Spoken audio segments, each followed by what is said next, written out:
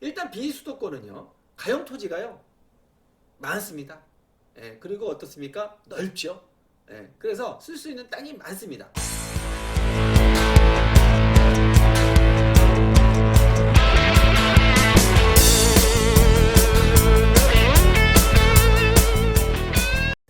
안녕하세요. 토지마스터 김소장입니다. 오늘 영상은 수도권 토지 투자와 비수도권 토지 투자하는 부분에 대해서 좀 더 비중 있게 다뤄보고자 합니다.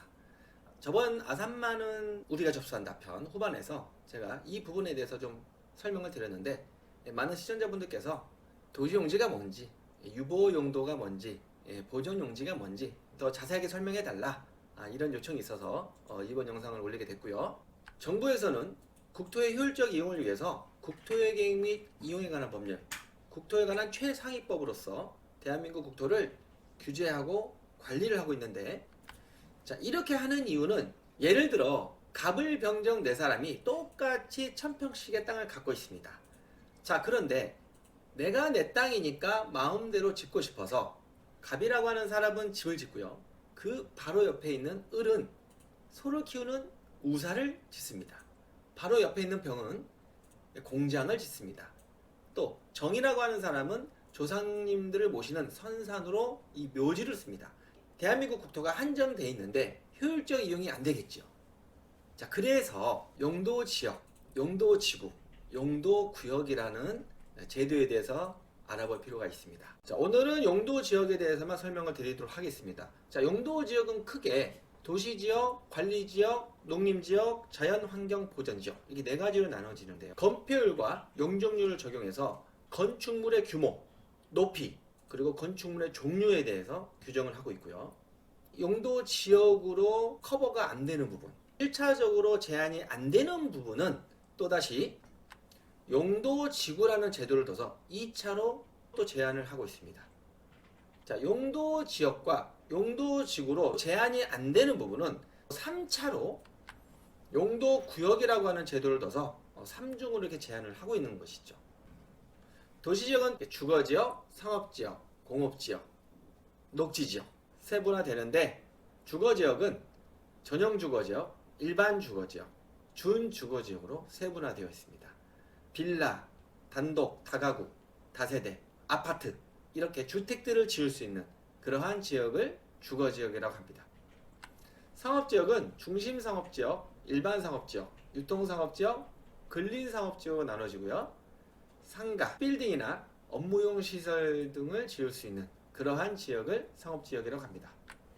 공업지역은 전용공업지역, 일반공업지역, 준공업지역으로 세분화되고요. 말 그대로 공장들을 지을 수 있는 그러한 지역이라고 생각하시면 되겠습니다.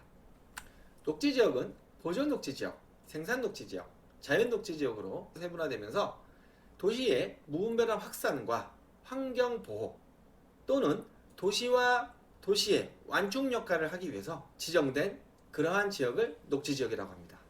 주거지역, 상업지역, 공업지역, 녹지지역, 이 모든 지역을 다 도시지역이라고 하는 것이죠.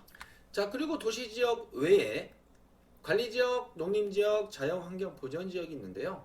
관리지역은 보존관리지역, 생산관리지역, 계획관리지역, 이렇게 세 가지로 세분화됩니다.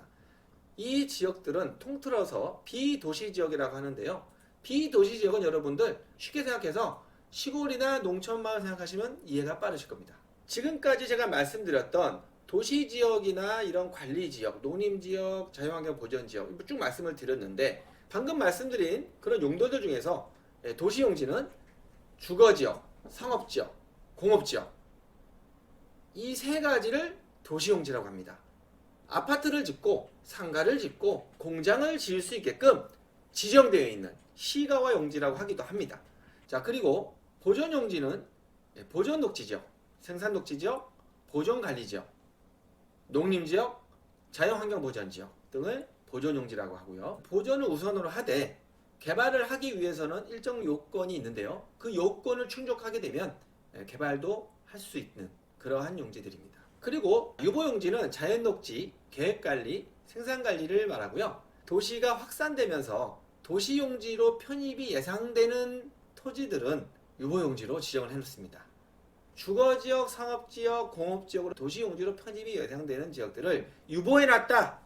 그러한 뜻으로 유보용지라는 그런 말이 붙게 되었습니다. 자, 지금까지 용도지역과 그에 따른 도시용지, 유보용지, 보존용지에 대한 설명을 드렸습니다. 자, 그러면 어느 정도 이해가 되셨다고 생각을 하고 수도권 토지와 비수도권 토지 투자에 대해서 다시 한번 설명을 드리도록 하겠습니다. 일단 수도권 토지는 가용 토지가 부족합니다.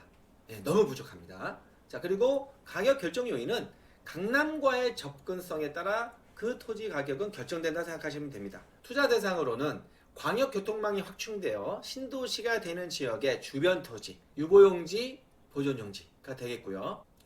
그 이후로는 도시에 주거지나 상업지, 예정용지가 없거나 부족하여 자연 발생적 개발 압력이 높은 지역임이 확실하기 때문에 그렇습니다. 왜냐하면 수도권에는 용도지역상 주거지역이나 상업지역이나 공업지역이 비쌀 뿐더러 턱없이 부족합니다. 그래서 어쩔 수 없이 자연 발생적으로 개발 압력이 높은 그러한 주변 토지에 투자할 수밖에 없는 거죠.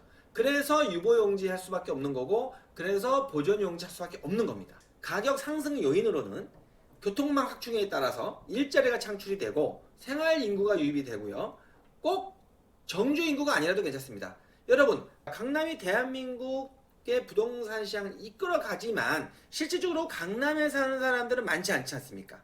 강남에 살지 않지만 수도권에서 많은 사람들이 출퇴근으로 인해서 생활 인구가 많이 유입되는 거죠. 그렇기 때문에 가격이 꾸준하게 상승하는 것처럼 꼭 정주 인구가 아니라도 괜찮고 생활 인구가 유입이 되는 그러한 지역에 투자를 해야 되는 것이죠. 비수도권은요, 가용 토지가요 많습니다. 쓸 수 있는 땅이 많습니다. 그래서 가격 결정 요인이 지역 단위가 아닌 전국 단위의 대규모 국책 사업에 따라서 토지 가격이 결정됩니다. 이것이 어느 한 지역에 도로가 들어가고 철도가 들어오고 어느 한 지역에 산업단지가 들어온다고 해가지고 토지 가격이 상승하는 것이 아니고요. 전국 단위의 대규모 국책 사업인 것입니다. 예를 들어 영종도에 있는 인천국제공항 어떻습니까? 인천 시민들만 이용하는 것이 아니죠. 전국의 많은 국민들이 인천공항을 이용합니다.